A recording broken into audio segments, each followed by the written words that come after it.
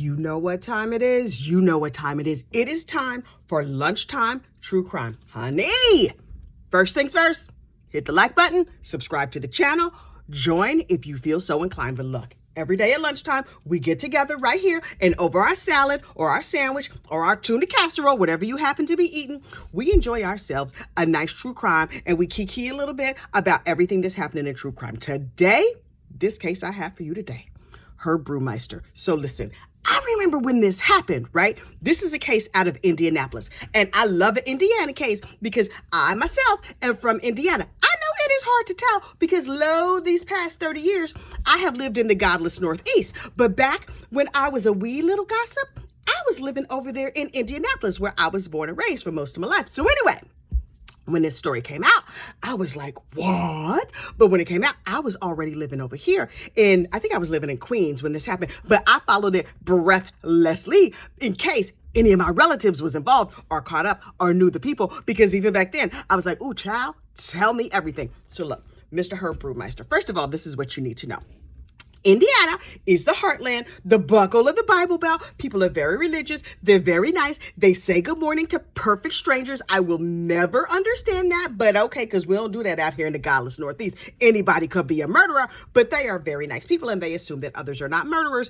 Good for them unless somebody kills you. So anyway, gay men started disappearing. Well, it's the Bible Belt, so people were not that concerned. Now, our gay brothers and sisters, they were very concerned. They were like, wait. How come some of us are disappearing? And the news is not reporting it. But the news is like, well, this is the Bible Belt, so we don't want to discuss such things. But the gay newspapers in Indianapolis were like, y'all, be careful because some of our brothers have gone missing and nobody is reporting on it, and we need to find out what's what. So one night, this one dude is out at the bars and he's just like, hey, dancing, having a good time doing his thing. And he meets this dude and the dude is like, hey, you want to come back to my place? This is before they had Grindr. You actually had to leave your house to go out and meet people. And so he gets in this dude's car and this guy seemed nice enough, right? They laughing, talking, having a nice time. Guy takes him to it. Well, first of all, he was like, this dude took me on a long, circuitous route over the river and through the woods. And then he finally takes me to his house. And I was like, okay.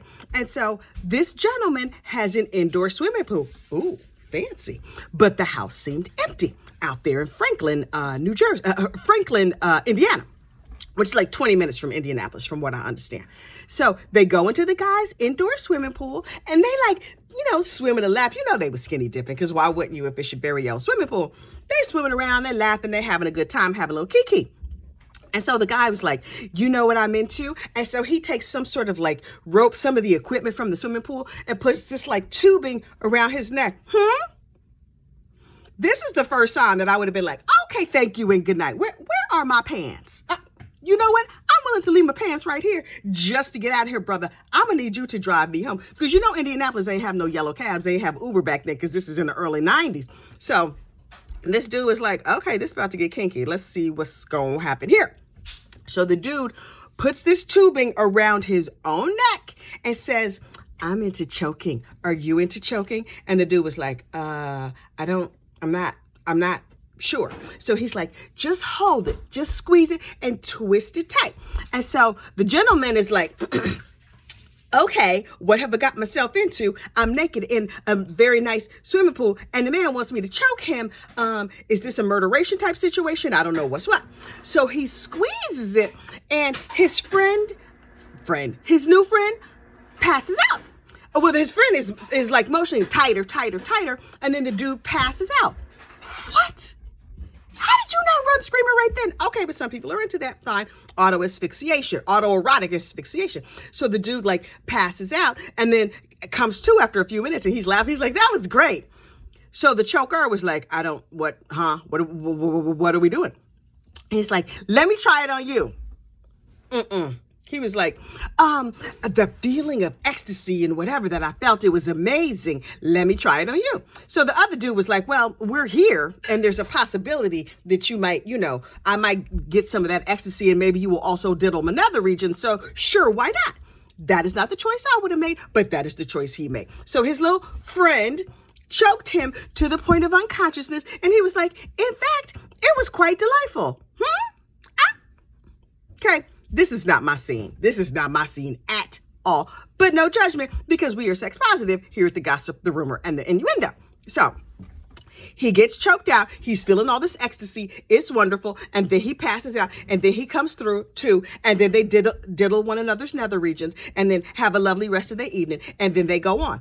And then so they're having a conversation about the chocation. And the driver, the owner of this lovely swimming pool and the rope, was saying like, yeah, I love this. This is totally my pastime. And my favorite part of it, he's like, afterwards, we were talking about, well, what was your favorite part? This is my favorite part, blah, blah, blah.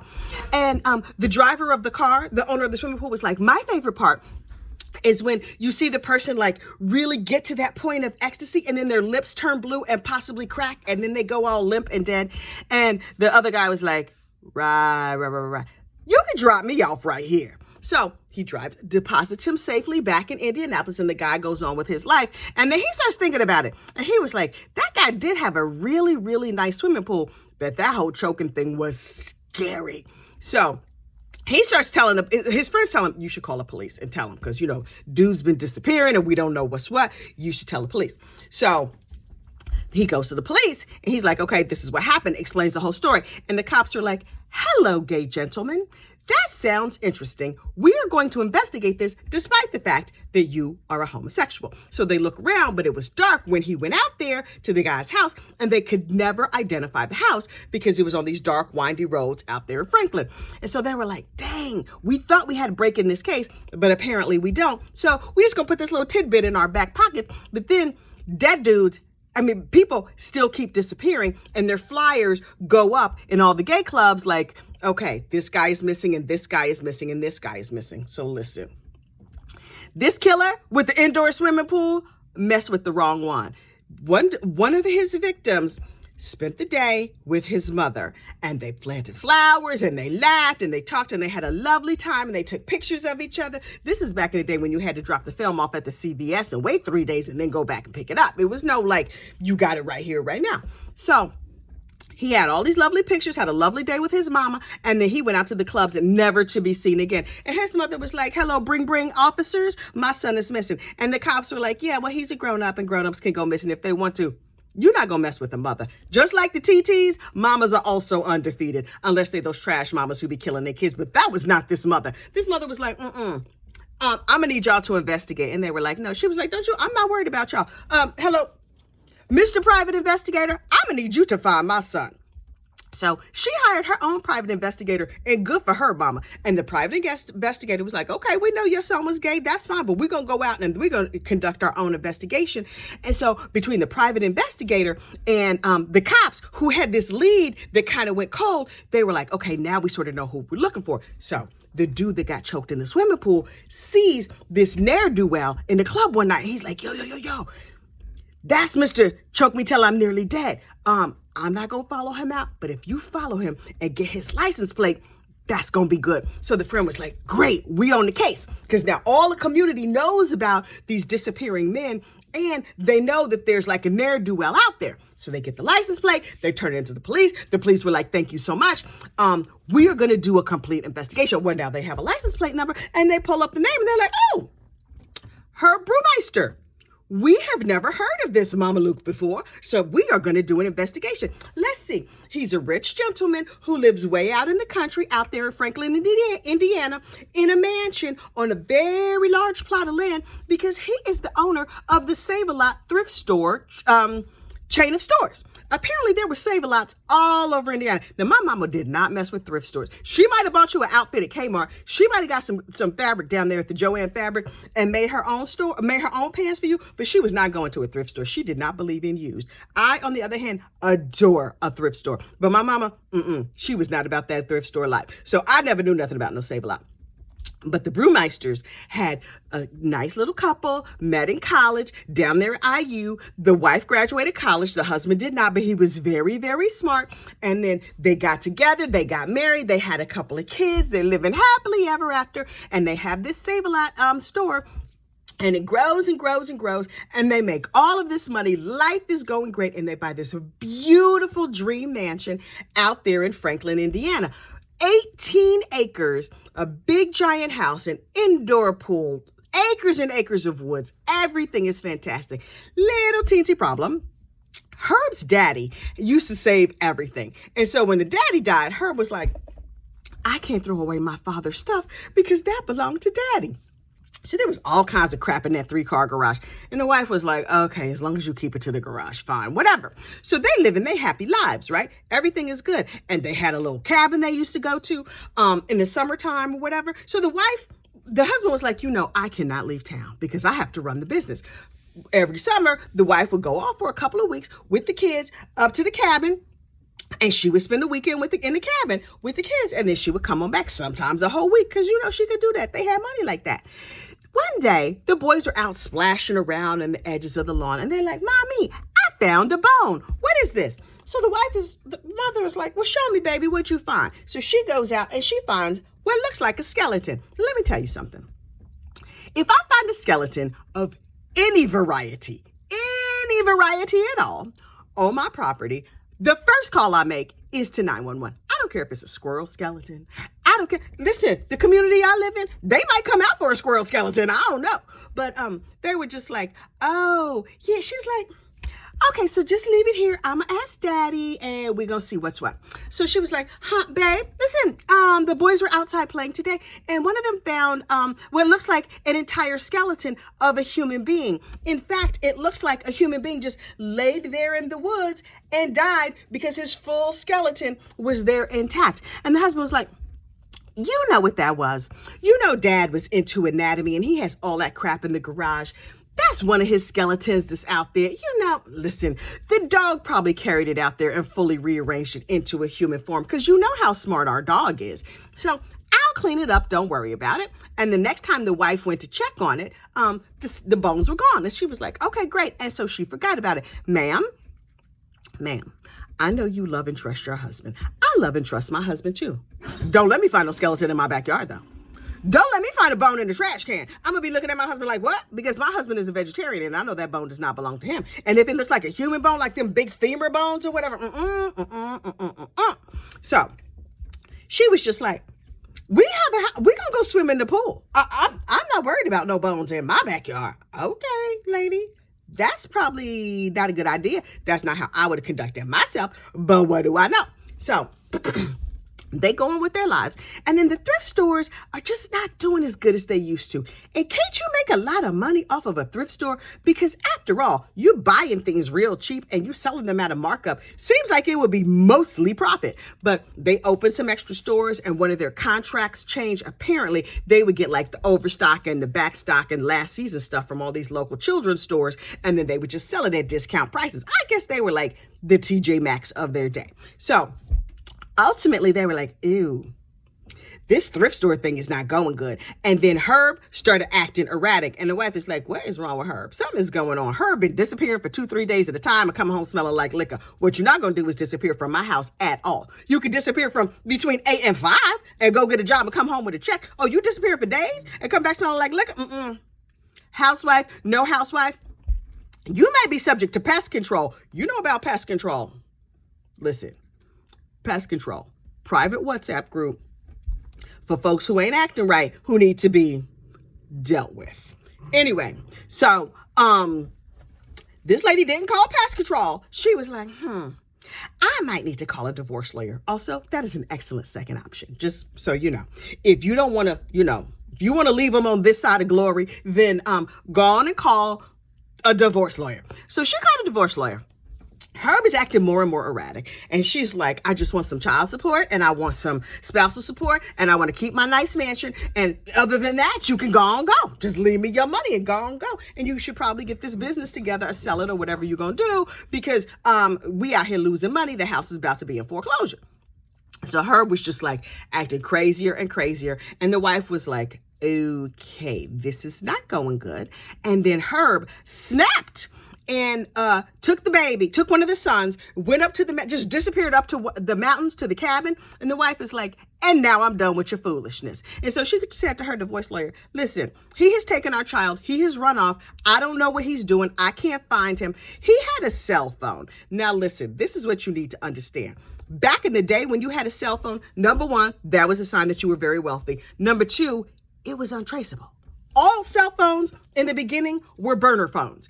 There was no way to trace and track where you had been. Now, I know some of y'all are all of a sudden like, oh, how come I was not around in 1993 doing things on the cell phone? Because back in the day, the police officer was like, yeah, he had a cell phone. And, cell phones are untraceable. I didn't even realize that was a thing. But apparently, cell phones, the original ones, untraceable. So he was talking to people, but he was using his cell phone. You also had to pay for minutes back then. And minutes were very expensive. I seem to recall, because I was like, I'm not rich. I can't be, you think minutes grow on trees, child? No, minutes was expensive. So they were like, he has one of them untraceable cell phones, so we don't know where he's at. The wife was like, nope, pulling out all the stops. You want to know who somebody really is? Divorce them, because all the dirty secrets will come out. That's why in a trial, if they calling your ex to the stand, you gonna take a plea. I don't care what you did, whether it was a murder, a parking ticket, whatever it was. If they getting your ex up on the stand, everything is about to come out. So the ex-wife was like, hey, Mr. Attorney, listen, there was this one time that my kids found a full intact skeleton in our backyard, and her probably has something to do with that. You know what that tells me? That wife was suspicious for a long time. That wife she just filed that away in the back of her brain, like, wonder if my husband's a murderer. Curious, but I'm not trying to mess up this nice swimming pool life I got, so I'm not gonna say nothing. But he disappeared with her baby. She was like, 911, please come and inspect my entire yard, because there might be a whole bunch of skeletons out here. I don't know what's going on. He's shady AF. Please find my baby. So the cops were like, well, thank you for the lovely invitation. And they came to her house, and they were like, show us where you found the skeleton. And so she was like, there and there and there and there.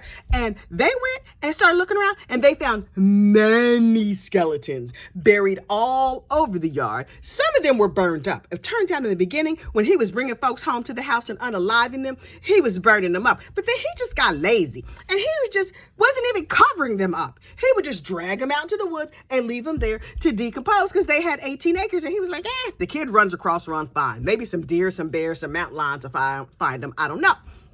So the cops are doing like a complete reconstruction, and they were like, okay, the skeletons were all very close to the house. Ew. It was secret skeletons just laying around the house. And I will ignore a sock laying on my floor. You know what I'm not going to ignore? A skeleton in my yard.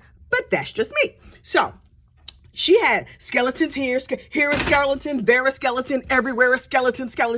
And so they was digging them up, and they did all this excavation, and they pulled up all the skeletons out of the yard, and they were like, ma'am, we found 7 left thumbs. 7. You know what people don't have? 2 left thumbs. Each human only has 1 left thumb. I know that's probably shocking to you, but it was this one right here. The big bone in your thumb right here, that they found 7 of those. That means at least 7 different individuals. Okay, so they dug up all the bones, and they were like, ma'am, your husband's a serial killer, and we're going to have to find him. They finally got the baby back. The husband stayed up there in his little cabin, and he immediately unalived himself, and it was listed at the time as businessman whose business was going down has unalived himself. So sad. And so they were like, okay, she's like, I'm not gonna have to worry about him. Let's see what other mess this sucker was up to. And so they started digging up, and of course they did like a criminal profile, and they said there was so many skeletons on the property that it showed, number one, that he was smart. Was he? I don't okay. And number 2, that he was very comfortable committing these crimes. So comfortable that he stopped just burying. First, he was burning them, at least to get rid of them. In time, he was like, she not gonna say nothing. What's she gonna say? I'm gonna tell her to take her behind and go swim in that indoor pool, and she gonna shut the heck up. And so he just was, the skeletons initially were far from the house. It just kept getting closer and closer and closer to the house. He's like, this murdering is making me tired. Let me just put it out here on the back porch, and eventually I'll drag it away when I get a minute. So they were like, okay, he's clearly a serial killer. Let's look around the local area and see if there's anything else that we might have missed. So they started looking around, and they were like, okay, after he disappeared, and after he and his wife started going through this divorce, gay men stopped disappearing. But also, he used to live over there in Ohio, or he used to take a lot of business trips to Ohio. They started looking up and down the highway between where he lived in Ohio, and it was somewhere between 30 and 50 gay men who had disappeared that, I guess because they were gay, people didn't report it, or it wasn't covered widely or whatever. This man was a legit bona fide serial killer. Horrible. He's a terrible person. I assume that he is now roasting on the deepest spit in hell, as well he should. But can you imagine your husband is, listen, I'm not that understanding a wife. Maybe I'm not a very good wife, and I'll take that. That's fine. I'll take that. But you know how I found this story, right? Number one, because it was Indiana. Number two, there's this boy that my sister has a crush on, and I was like, well, obviously, I have to do a complete background check, because what kind of sister would I do if I did not do a complete background check? Has she asked me to do a background check? No, she has not, but she knows who her sister is.